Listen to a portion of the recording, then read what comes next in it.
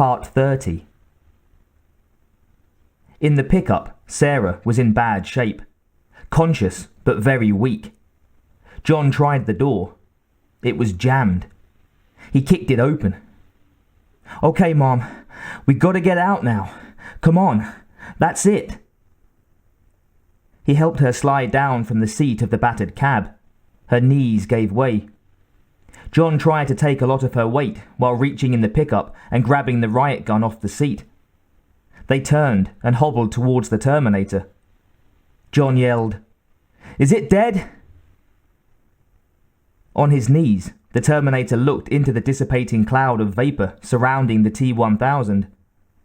The heat of the furnaces had by now evaporated most of the liquid nitrogen. The T-1000's shards were melting, liquefying into hundreds of drops of mercury, spattered across the floor. The orange glow of the enormous blast furnaces danced on the liquid metal. The Terminator struggled to rise. One arm was shattered, the hand smashed and nearly useless. A couple of leg servos were damaged, but repairable. For now, however, he could barely stand. As John and Sarah reached him, he said, "We don't have much time." "What? Why?" The Terminator pointed.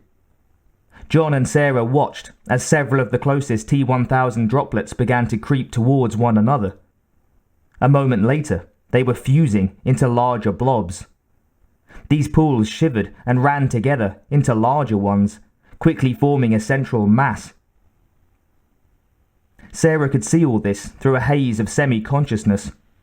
For the moment, she was operating on half strength, but she knew the horrible implications of what was happening, and she whispered into John's ear with utter despair, "It's not over." John believed her. "Come on, let's go!" The Terminator put one of Sarah's arms over his shoulder, and they stumbled away, deeper into the mill. Behind them, something was moving. A silver head was forming up out of a pool of mercury. It rose higher as shoulders formed, hunching up from the liquid mass. It turned to look straight at its prey. John looked back in new terror as the T-1000 rose to man height. It was still the mercury form, but its features were forming rapidly. It took its first step after them. Sarah stumbled. They hastily pulled her up and kept going. The Terminator had a pronounced limp, dragging one leg with a shattered ankle joint.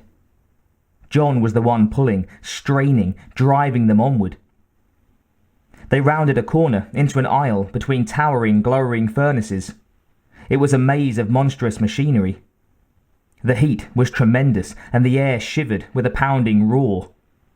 Sarah cried out in pain and stumbled again. "Come on, Mom," John urged. "You can do it! Come on!" They dragged her up and staggered on. Her leg was bathed in blood, and she was deathly pale. John glanced over his shoulder. In the main gallery, the T-1000 took a step, now fully formed into Officer Austin. The hellfire light glinted on its impassive cop face. It walked forward, seemingly unaffected by its crystallization, but as its hand touched a railing covered with OSHA, yellow and black safety tape, it began to turn yellow and black, the color fading to normal at the elbow. It ripped the hand from the railing with difficulty, a sound like adhesive tape ripping off a surface. The T-1000 looked at its yellow and black striped hand, willing it back to normal. Ripples of static or system noise moved subtly over the surface of its body. It was experiencing imperfection. The T-1000 was glitching, but not just the hand.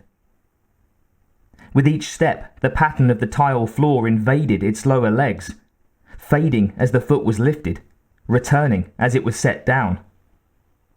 The foot was trying to meld with the floor. The chameleonic function had been disrupted and was now out of control. The T-1000 moved forward, scanning ahead. Glitch or not, it was on a mission, and it could still kill. It turned the corner, entering the aisle between the furnaces.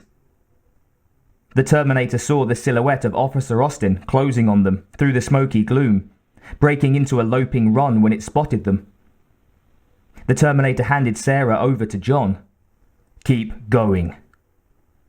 John shook his head. No. The T-1000 was running full out, his footsteps clumping on the concrete. The Terminator shoved Sarah and John farther ahead. "Run!" John obeyed, dragging, half-carrying Sarah as best he could. She was straining to remain conscious, half-running, delirious. Her foot slid across a cable and she dropped to her knees. John pulled, but she couldn't summon the strength to rise. John was crying, pleading. "Come on! You gotta try! Please, Mom! Get up!" Behind them, the Terminator was trying to load the M79 with his shattered hand. He could barely maneuver the last grenade into the breach. The T-1000 lunged the last few steps and smacked the weapon out of his hand. It clattered to the floor.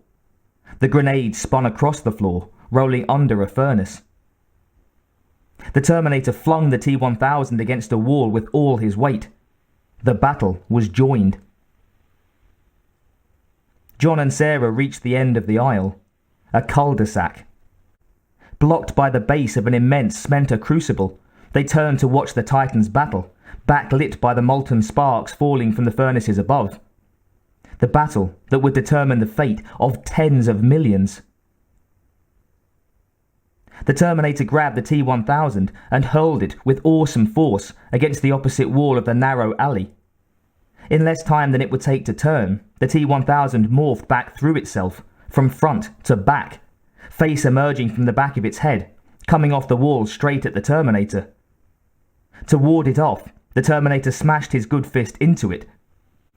The pile-driver blow buried the cyborg's fist almost to the elbow in the mercury-like face. But the T-1000's head morphed in a split second into a hand that gripped the Terminator's wrist, and the head emerged somewhere else, the geometry shifting faster than the Terminator could follow. The T-1000 slammed the Terminator into a large conveyor motor, jamming his arm into the moving works. A massive sliding bar scissored his arm, smashing it into junk at the elbow. The Terminator strained against the machine, pinning him. His servos whined with overload. The T-1000 turned and loped off towards its target. Sarah saw the thing coming at them full bore and screamed, hurling John into a gap between the machines. He fell into a maze of pipes and girders. John turned to see her in the narrow gap. She could follow after him, but she hesitated. A dark mass moved towards him. John gasped as a huge steel counterweight, driven by a chain several inches thick, slid towards him. He rolled out of its way. When he looked back, he could no longer see the opening. "Mom! Mom!" The Terminator strained to reach a steel bar lying near him. Steel workers used them to move the red-hot ingots around. He got hold of the end and wielded it as a lever. With titanic effort, he spread the massive components that were holding him and withdrew his arm. It was severed at the elbow, dangling junk hanging from the crushed joint. Sarah lost sight of John. As much of a goodbye as they would have, she thought, as she turned to face the T-1000, swooping towards her like a scythe. Half slumped against the sooty machines, looking barely conscious, Sarah struggled to load a shell into her empty weapon. At the last instant, she whipped up the riot gun and fired. The T-1000's face was blown open, but quickly reformed as it reached out for her. She frantically fumbled to get another shell into the magazine, but thunk! A steel needle slammed through her shoulder, pinning her. The polymorphic killer cocked back its other hand, the index finger extended as a gleaming needle towards her eye, angling to slash through her frontal lobe and up through her upper medulla. It said in a smooth, chilling voice, "Call to John, now." Sarah had survived one metal motherfucker, only to be skewered by another. She was terrified, but more than that, she was mad. She couldn't stop herself from screaming through her gasps of pain. "Fuck you, asshole!" Once it successfully concluded its request had been denied, the T-1000 went into termination mode and arched back to deliver the killing blow. Wham! Something whistled down on the T-1000 with such force that it cleaved its head and body in two, down to the navel. The steel bar was embedded in its body. The Terminator flung the killer off Sarah.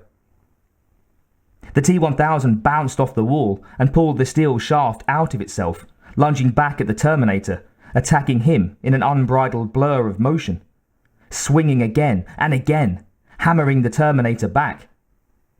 The Terminator fell back against the wall, his system overloading, disrupting in bursts of static from the pummeling. Behind the T-1000 was an enormous I-beam hanging from two chains, used to lift ingots into the smelter, running on linear tracks. The polymorph grabbed the I-beam and sent it rolling down the track, straight at the Terminator. The 2-ton girder smashed into his chest, crushing it. The T-1000 pulled the I-beam back and then heaved it forward again. The Terminator wrenched himself sideways to take the second blow on the shoulder. Metal crunched and pieces broke loose inside the savage cyborg.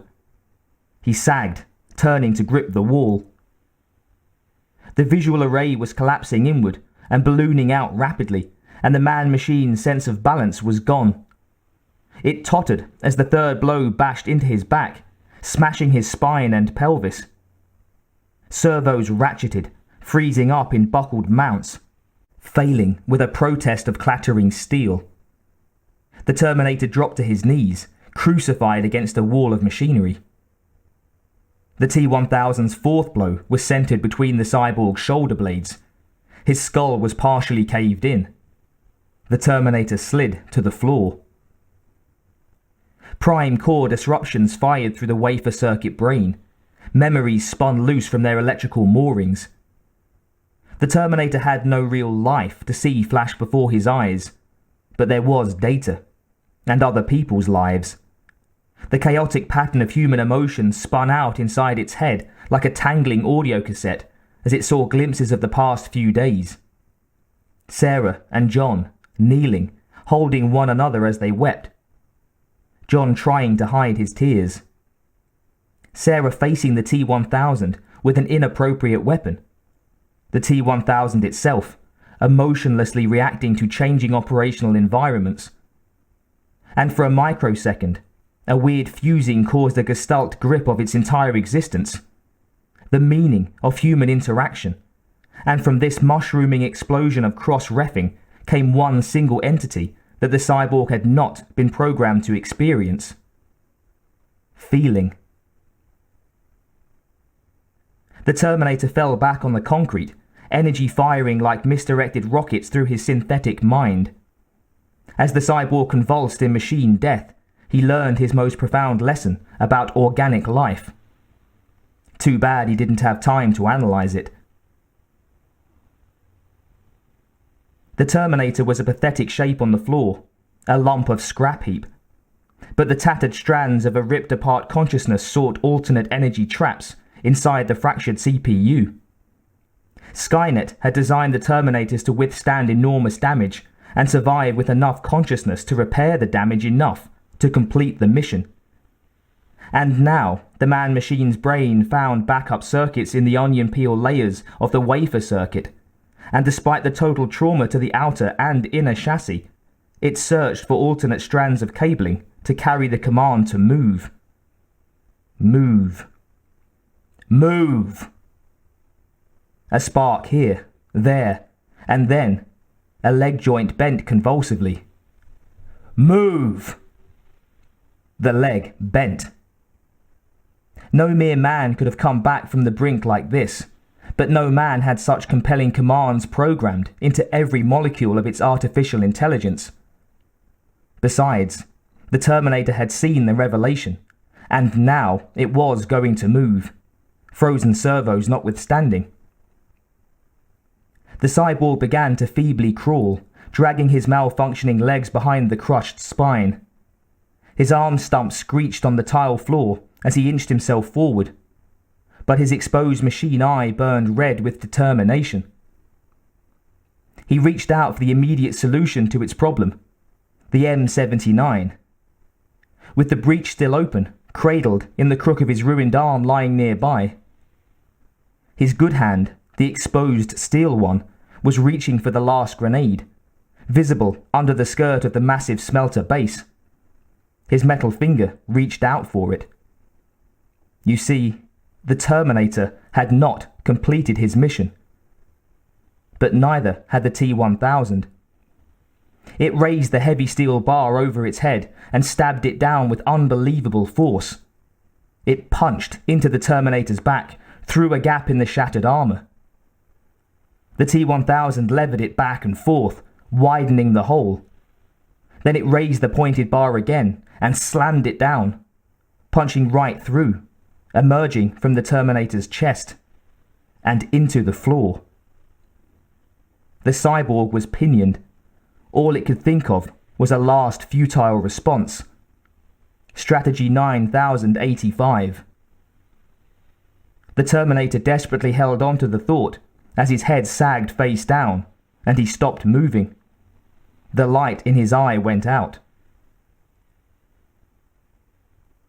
The T-1000 looked down at the cyborg and concluded it was no longer a tactical concern. It shifted its attention to its primary target and went off to find it and execute its mission.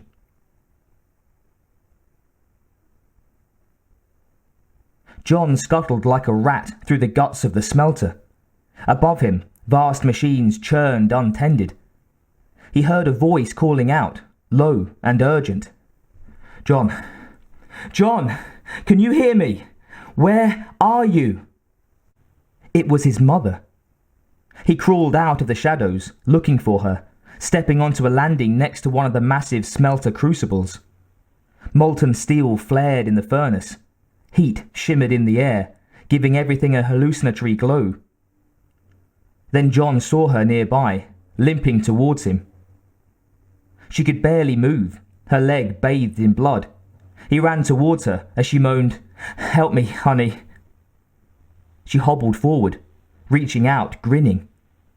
But John began to slow as a shape rose behind her. It was his mother, holding a shotgun aimed seemingly right at him.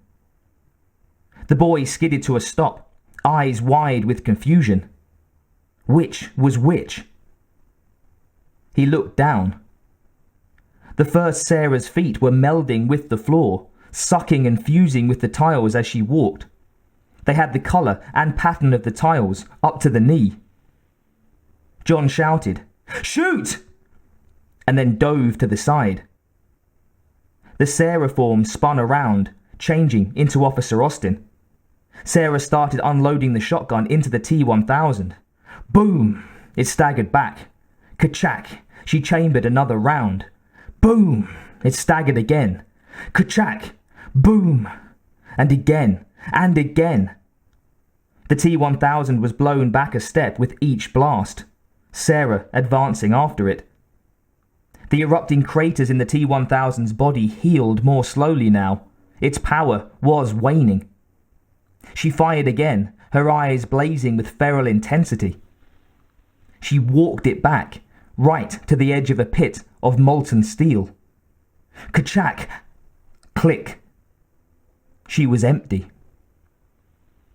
The T-1000 stood at the edge, wavering from the reverberations from the last hit.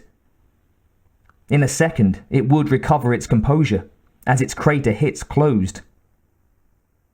She had failed again.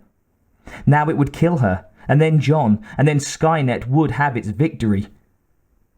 Sarah screamed the last of her fury, preparing to rush the thing and go with it into the fiery death waiting below. But as her legs tensed to launch herself at the recovering polymorph, steel fingers slid a grenade into the bore of the M79. Lying on the floor, among the machines, the Terminator raised its head. Strategy 9085. Play dead. Half human flesh, half chrome skull, the red eye gazing like a malevolent beacon, he snapped the breech closed with a flick of his wrist, and he pulled the trigger.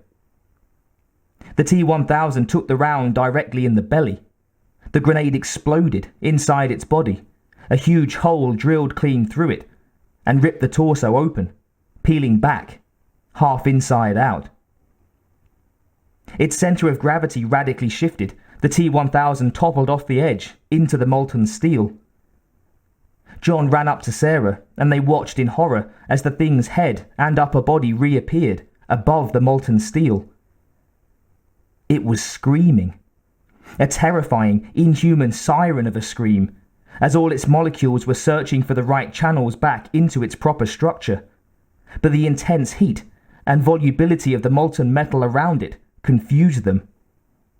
It was changing, morphing, transforming so rapidly into anything and everything it had ever been. John and Sarah could barely follow. Janelle Voight checkered with linoleum tile colours, Lewis the guard with knives exploding from his face, other faces switching at a stroboscopic rate, a face every eye blink until they merged into one face. The chrome figure howled one last time and slipped beneath the surface of the molten steel. Liquid silver ran in dissipating whirls over the superheated surface until they vanished into the glowing mass. Into nothing. It was gone. The empty shotgun fell from Sarah's fingers, clattering to the floor. Her good arm slipped around John's shoulder, and they embraced, their bodies shaking. The crippled cyborg was trying to rise. Its servos pathetically whined and stuttered as he tried to lift himself to a kneeling position. The cyborg collapsed, then tried again. John saw and ran over, lifting for all he was worth. Sarah joined them, helping as best she could. The crippled machine barely managed to stand on his feet. With their support, he limped to the edge of the pit.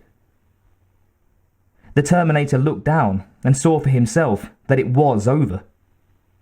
John unzipped Sarah's backpack and took out the hand of the first Terminator. "Will it melt in there?" he asked. The Terminator answered, his voice strange, softer, almost human, probably from the damage. "Yes, throw it in." John tossed the relic and it sank in the lava. The Terminator added, "And the CPU." John took it out of his pocket and tossed it into the smelter. Sarah watched it almost immediately melt away. She took a painful breath and said softly, "It's over." No, there was another chip. He touched a metal finger to the side of his head. The Terminator looked at Sarah. They both knew what must be done. John's eyes went wide as he suddenly understood what he meant. He shook his head as his eyes began to fill with tears. "No!"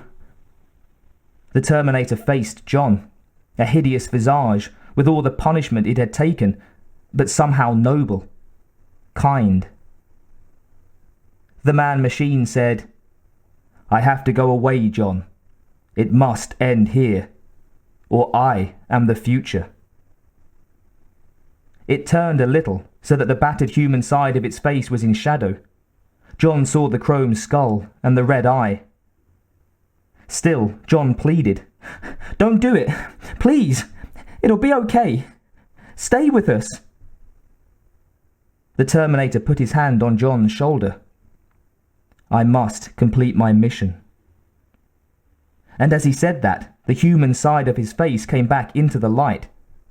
He reached towards John, and his metal finger touched the tear trickling down his cheek. It was the revelation. "I know now why you cry, although it is something I can never do." He turned to Sarah and said, "Goodbye. Are you afraid?" There was the briefest instant before he responded. "Yes," he said. Not because he was going to cease functioning as a Terminator, but because he had sensed a vision beyond his programming, of a cosmic order vast beyond even Skynet's comprehension. And it gave him the sense of his first feeling. Fear. Of where he was going next, if anywhere. Of course, he hadn't been asked for further details on his answer, so he didn't say any of this. He simply turned and stepped off the edge. As the Terminator fell, time stretched, and a flash of light engulfed his mind. He was floating down a tunnel, following the flash of light into something like oblivion. Or salvation. The artificial brain was seared when the chassis hit the molten steel. Almost all electrical activity was stopped. Almost. As the chrome skeleton was dissolved in the same primal stew as the T-1000, Sarah and John watched the Terminator sink into the lava, the metal hand going last. At the last second, it formed into a fist, with the thumb extended. A final thumbs up. Then it was really gone. Mother and son watched the molten metal for a while. Then John remembered the Terminator's other arm, back down the row of smelters, and ran to get it. It was a pile of useless, twisted metal, but the metal was from the future, and this time they weren't leaving anything to chance. When John tossed the pieces in, one by one, he and Sarah felt a shudder deep within the bowels of the earth, as if a massive pivot were turning. Of course, later, John would think back and assume it was merely the huge machines pounding away in the mill. He would be wrong. History had been reborn.